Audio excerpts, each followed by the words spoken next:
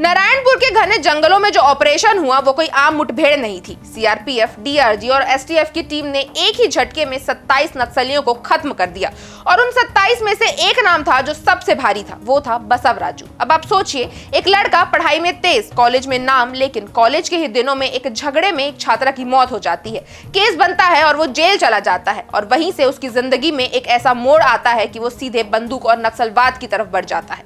बसव राजू सिर्फ बंदूक लेकर घूमने वाला नक्सली नहीं था, वो असल में नक्सल संगठन का थिंक टैंक था। उसे आईडी बनाना, प्लानिंग करना और जंगलों में गुरिल्ला स्टाइल अटैक करवाना, ये सब कुछ अच्छे से आता था। 1987 में वो श्रीलंका के LTTE से ट्रेनिंग लेकर आया था, वही संगठन जिसने दुनिया को सुसाइड बॉम्बिंग सिखाई थी। छत्तीसगढ़ के बस्तर से लेकर तेलंगाना, आंध्र प्रदेश तक उसके नाम में से सुरक्षा बल सतर्क रहते थे।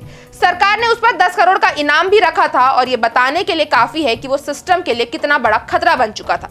आपको बता दूं कि बसव राजू का असली नाम था नंबाला केशव राव और उसका जन्म हुआ था आंध्र प्रदेश के श्रीकाकुलम जिले के एक छोटे से गांव जियान्नापेटा में और यहीं से उसने पढ़ाई की। फिर NIT वारंगल, जो तब का रीजनल इंजीनियरिंग कॉलेज था, वहां से उसने बीटेक किया। जी हाँ, ये वही कॉलेज है जो आज भी टॉप इंजीनियरिंग इंस्टीट्यूट्स में गिना जाता है। मतलब समझ लीजिए कि वो कोई अनपढ़ या बेरोजगार लड़का नहीं था, बल्कि पूरी संभावना थी कि वो आगे जाकर एक इंजीनियर बनकर देश में कुछ अच्छा करता। लेकिन 1970 के दशक में उसने बंदूक उठा ली। वो जुड़ गया पीपल्स वॉर ग्रुप PWG से और यहीं से शुरू हुआ उसका नक्सल सफर।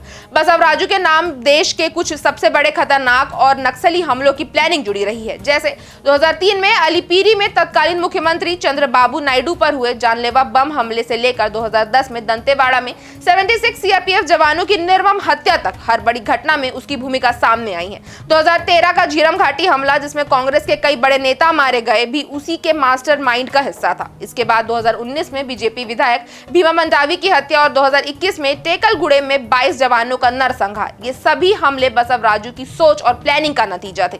वो अब सिर्फ एक बंदूकधारी नक्सली नहीं रह गया था, बल्कि CPI का महासचिव बन चुका था, यानी पूरे संगठन का टॉप ब्रेन, जिसने देश के खिलाफ जंग छेड़ रखी थी। बसव राजू की मौत के बाद जब उसका शव पहचानने के लिए परिवार को बुलाया गया तो उसका छोटा भाई सामने आया। ये वही भाई जो अब भी गांव में रहता है, खेती करता है और एक सामान्य जिंदगी जीता है। मीडिया से बात करते हुए उसने साफ कहा कि बसव ने जो रास्ता चुना ये उसकी मंजिल थी। उसने बताया कि बसव कॉलेज के बाद कभी घर लौटा ही नहीं, एक बार जेल गया, फिर सीधा गायब हो गया और बाद में पता चला कि वो नक्सली संगठन से जुड़ गया है।